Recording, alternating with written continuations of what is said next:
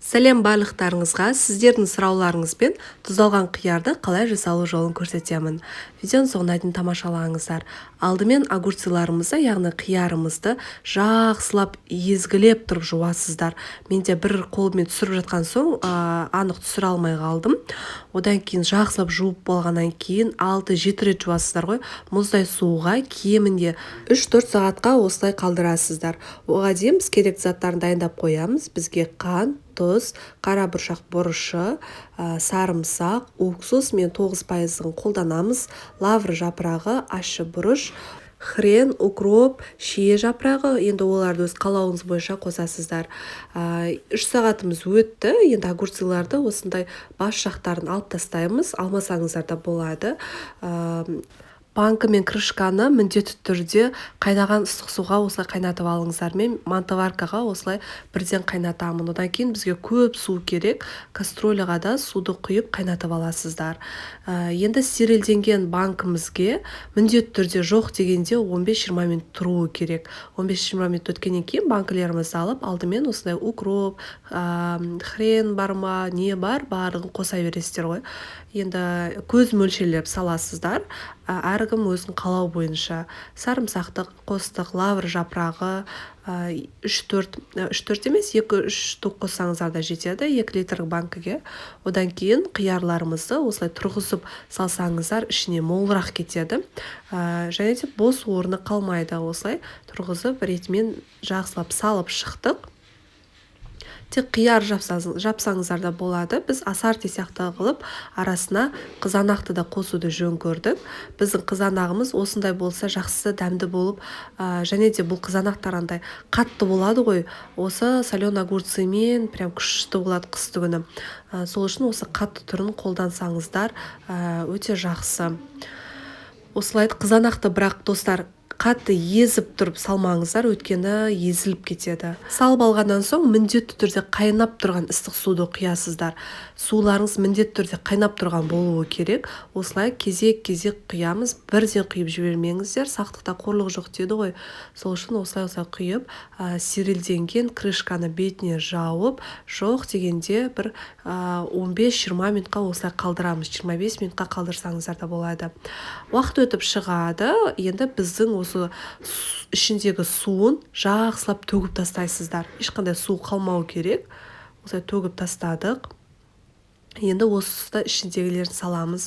Ең бірінші, енді бұл жерде менде 2 литр болғандықтан бір 10 штук қара бұршақ бұрышын салдым. Енді бұлардың барлығын көз мөлшерлеп салсаңыздар да болады.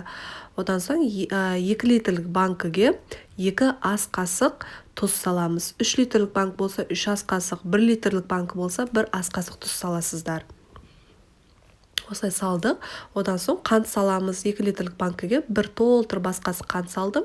3 литрлік банкіге 1,5 ас қасық, 1 литрлік банкіге жарты ас қасық қант саласыздар. Осы тұста уксусты көбісі 70% қолданып жатады. Біз осылай 9% қолданамыз. 2 литрлік банкіге 9% уксусты, яғни сірке суын толтырмай, қасығыңызға толтырмай құясыздар. 3 литрлік банкі болса толтырып құясыздар. Ал 1 литрлік банкіге жарты ас қасық уксус құясыздар. Ал 70% болатын болса, ол кезде 1 шай қасық құйсаңыздар да жеткілікті. Одан соң аспирин саламыз. Осы аспирин банкілеріңіздің атылмауына жақсы көмектеседі. Сол үшін қорықпай сала беріңіздер. 2 литрлік банкіге 2 аспирин, 3 литрлік банкіге 3 аспирин, 1 литрлік банкіге 1 аспирин қосасыздар. Аспирин адам ағзасына зияны жоқ негізі, сол үшін қорықпай сала беріңіздер. Одан соң міндетті түрде қайнап тұрған ыстық суды құясыздар. Суларыңыз қайнап тұруы керек. Жылы болып, немесе қайнап болғаннан кейін 5 минут өткеннен кейін құйып жүрмеңіздер. Қалай қайнайды, солай бірден құюларыңыз керек. Осылай толтырып құясыздар да, крышкамен жауып, шамалы 1 минутта күтесіздер. Осылай аспириндер еріп, ауасы шамалы шығады. Сол уақытта біздің банкілерімізді жабамыз. Мінекей, достар, осы тұста мен осы қарап немесе скрин жасап алыңыздар. дәл осы закрывашканы алуға мен ұсынамын. Өйткені көбісі осы закрывашкадан жабуды білмейді. Мен де білмейтінмін, шын айтайын.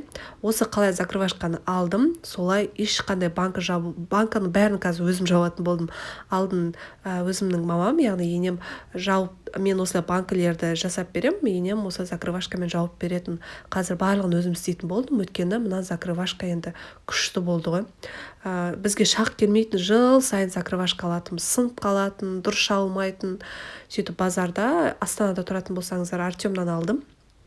6.000-ға ал деп айтты. 6.000-дығын ал деді да, өкінбейсің деп. 5-6 жыл жақсы ұстайсың деген соң алғамын ғой.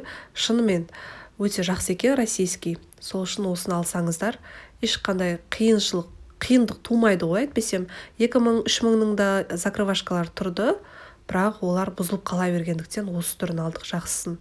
5000-ға берді. Міне бір жапқаның өзінде зор жабылады ғой.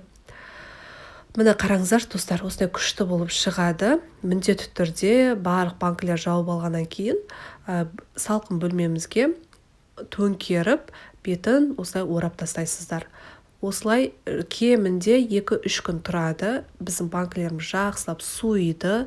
Суығаннан соң салқын бөлмеге қалдырасыздар. Мінекей біздің рецептпен де жасап көріңіздер.